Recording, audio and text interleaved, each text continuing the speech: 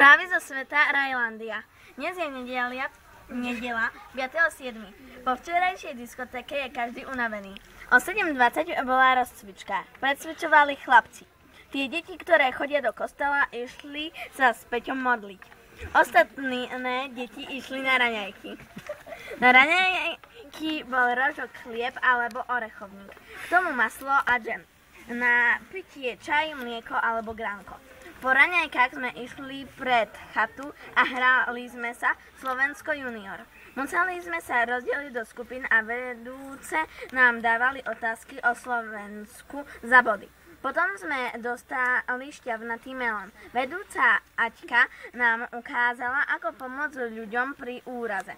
Niektorí si to vyskúšali. Išli sme na obed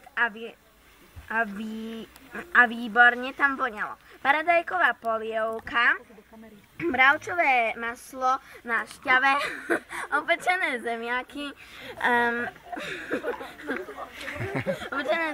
po obede sme si boli trochu oddychnúť. Potom sme písali list rodičom, aby neboli smutní.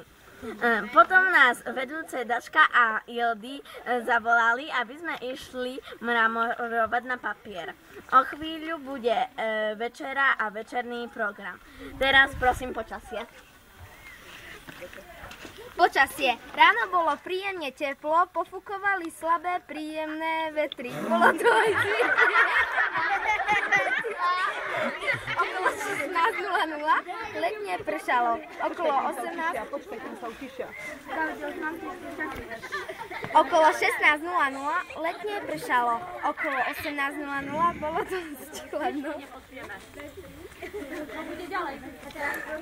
Dnes boli